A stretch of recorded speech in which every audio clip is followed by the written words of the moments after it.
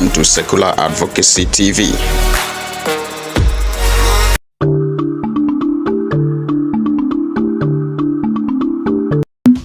Let's welcome the guest, Iroh Chijioke, a Nigerian humanist, Pan-Africanist, and a great activist and human rights defender.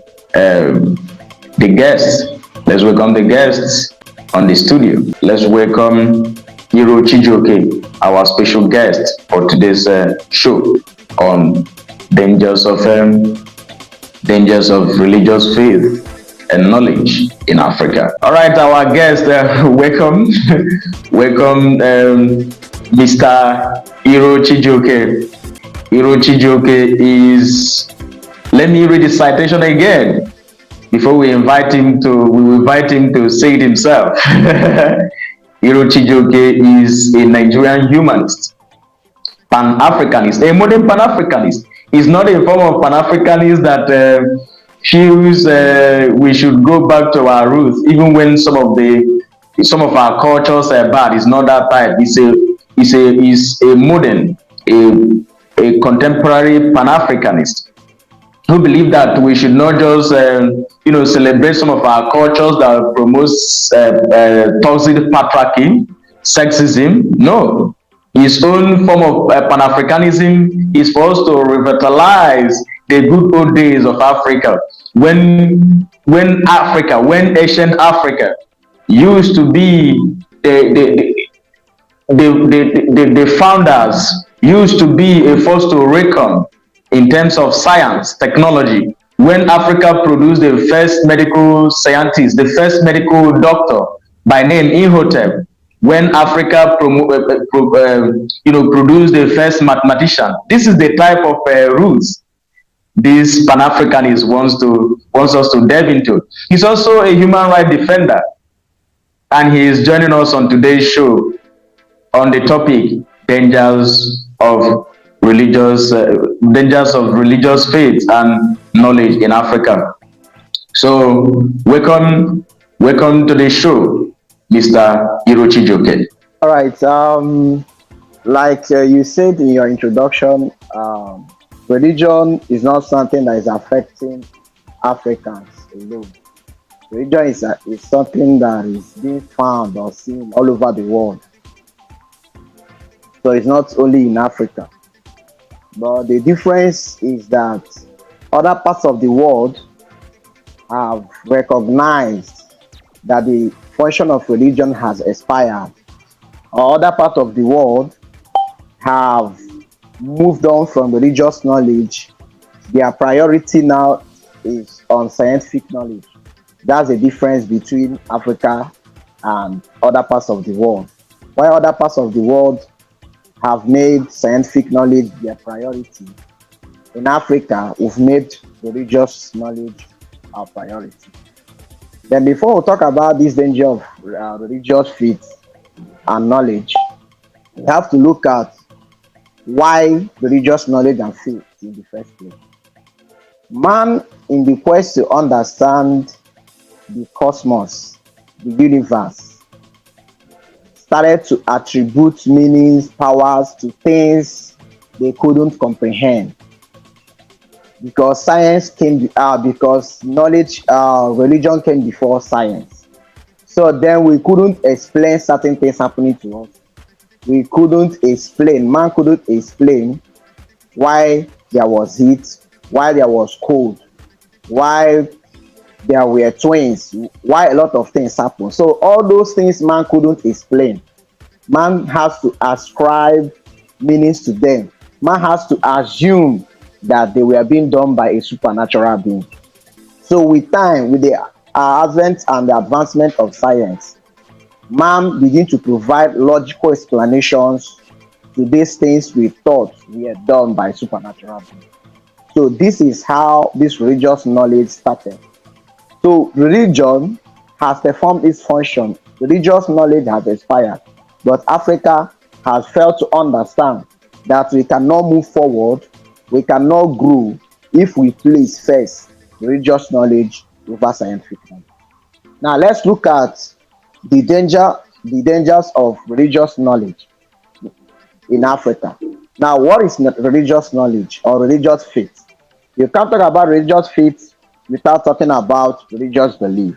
Religious faith is simply having trust and confidence in religious teachings. Now, religious faith is made up of religious knowledge, and religious knowledge or religious belief is simply socially transmitted mental representations that consist of supernatural beings and events. So, religious belief, knowledge, faith focuses on what happens in the supernatural world as it relates or its relationship with the natural world. Religious belief, religious faith do not change, they are fixed, they are static, they don't change. Unlike empirical belief or scientific belief or scientific knowledge. Scientific knowledge and empirical belief, they change with time. When new evidence or evidences appear or come up, things change. But in religious faith, knowledge, and belief, things don't change. And that leads to the number one danger of religious faith and religious knowledge, which is it kills one's ability to be flexible, creative, and open-minded.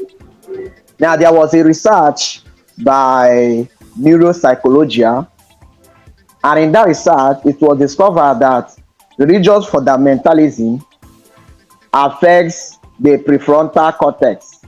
The prefrontal cortex is part of human brain that's responsible for flexibility, creativity, and openness.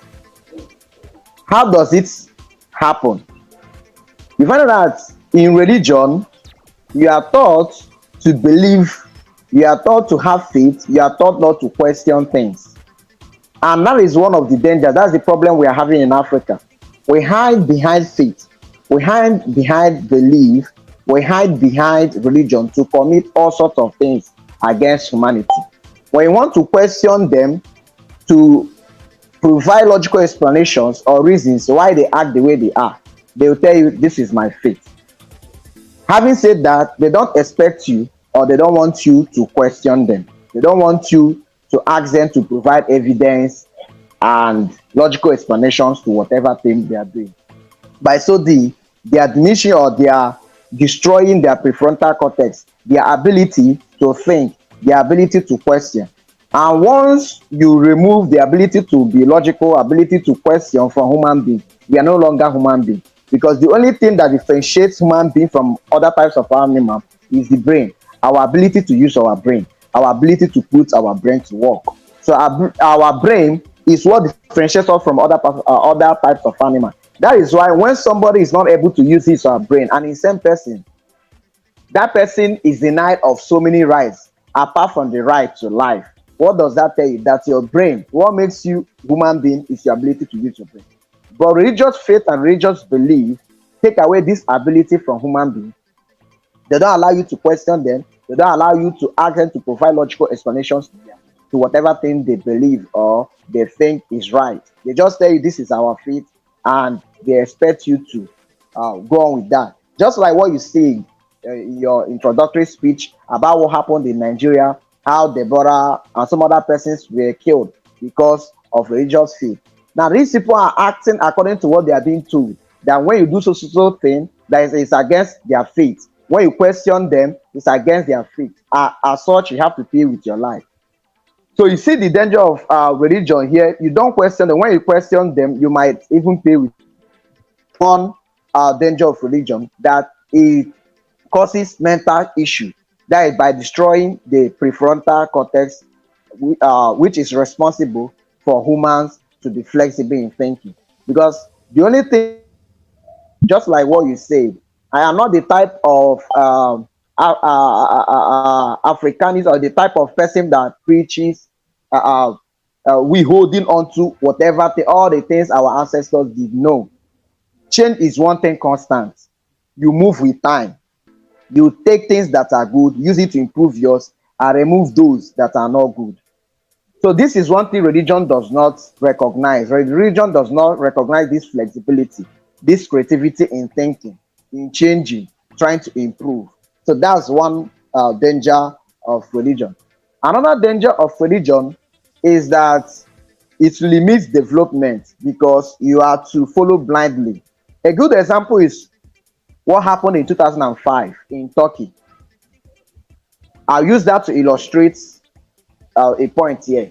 In 2005 in Turkey, about 400 sheep committed suicide. Now it's funny when you hear that 400 sheep committed suicide because only human beings have that ability to commit suicide. But what happened? You had a shepherd who was taking his sheep to graze. Now he lined them up. You have one sheep in the front. And why I'm using this sheep is when you come to some religion, especially Abrahamic religion, you are taught to be like a sheep. So that's why I'm using this incident, real life incident that happened about sheep. The sheep were lined up. You have one in the front and others followed. So as they were going in a narrow road, the ones behind, the one at the front were pushing that one. The one in front was going. Then as the one in front was going, the ones behind were following until they got to the end of the road. And the end of the road was a deep sea. So the one in the front thought that the ones following knew what they were doing. I kept moving. And the ones pushing the one in the front thought that the one in the front knew the place it was going, and they kept following until the one in the front got to the end of the road, and that was a sea. He jumped. Immediately, the remaining followed, and they all jumped into the sea. Now, what does that tell you? The sheep, this is what happens with religion. The one in the front was following blindly, had faith in the ones leading. So he couldn't question them. Why were you people pushing me? What's happening behind? Then the ones following were following the one in front, thinking that one knew where it was going. They couldn't question. That was happening, and that is what is happening in Africa. You were told not to question. Just do this. Don't do that. You don't have to question. When you question, God will get mad at you. When you question, the Satan will take over you. When you question, you won't go to heaven. When you question, you go to hell. So we are following. And the Westerners, some of the Westerners have recognized this, and they are using this against us. That's why when you come to Africa, you see family against one another, practicing different faith. Each of them trying to defend. Like Christian, for instance, will always defend with their life that the Muslims are wrong. The Muslims will defend that the Christians are wrong. Now, engage them in logical argument. They will tell you that it's blasphemy. You don't have to question them. And this is limiting our development in Africa. You can't develop without you questioning things. It is questioning that leads to development. If you look at all the scientific invention we have in the world, they start with hypothesis. They start with questioning. When you start questioning things, okay, it opens your mind to limitless possibilities. It opens your mind to work. So instead of you to always believe, what is either you know or you don't know. And when you tell your mind that you don't know, your mind opens up to know. But when you don't know and you replace I don't know with belief system, it shuts down your ability to think critically. And that's what is affecting us in Africa. And that's what has turned Africa into a consuming continent. We only consume, we don't produce because we don't think. When we face a little challenge, instead of us to think on the possible solution, we wait for a supernatural being to provide the solution. We wait for a supernatural being somewhere to come to fight Africa, or fight for us. Forgetting that nobody will fight for Africa, nobody will save Africa, only Africans will save Africans.